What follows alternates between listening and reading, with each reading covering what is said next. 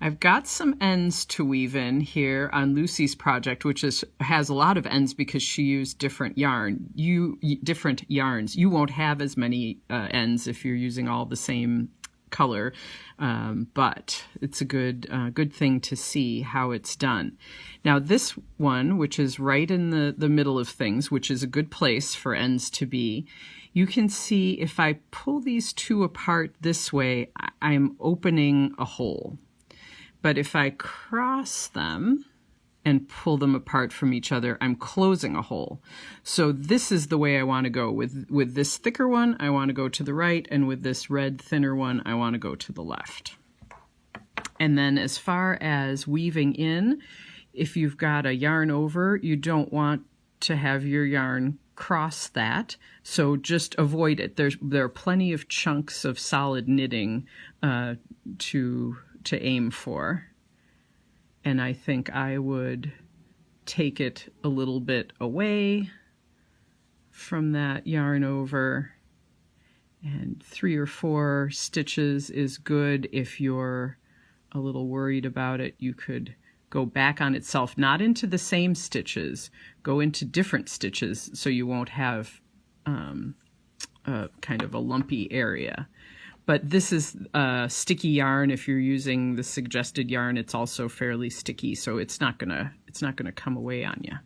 And then I always pull things apart a little bit in case I've done that a little tight. This stretches the yarn to the full extent of all of those stitches. And then I like to clip it at least this long so it will not pop through the other side. You don't want it so short that it's stiff enough to pop through to the right side. Oh, I should have mentioned that. I'm doing this on the wrong side. That's the side to weave your ends in. And if your end happens to be on the right side, just pop it through with your needle to the wrong side and weave it in. So here's this red one. And let's see.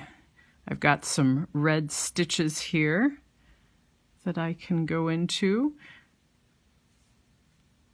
That's pretty good.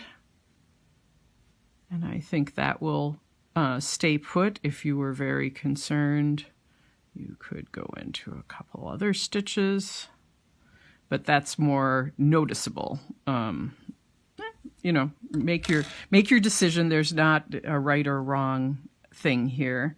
Just do weave in your ends. Don't just tie knots. That won't hold. And something here, this is some ends right on the very edge.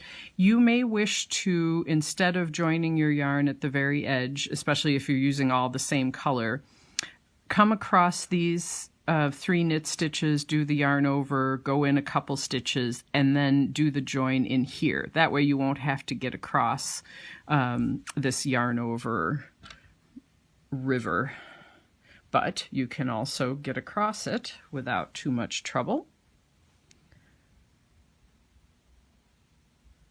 Go into these stitches, and then here's where the yarn crosses the yarn overs, and I can see that it's going into this stitch, so I'll just follow its path into that stitch. And you might need to, in these cases where you're trying to avoid yarn overs, you might need to go a little farther than normal. That's fine. Just get it to a point where when you cut the end, it is surrounded by solid stitches so it won't be showing through a yarn over. And then cut your end, not too short, and that's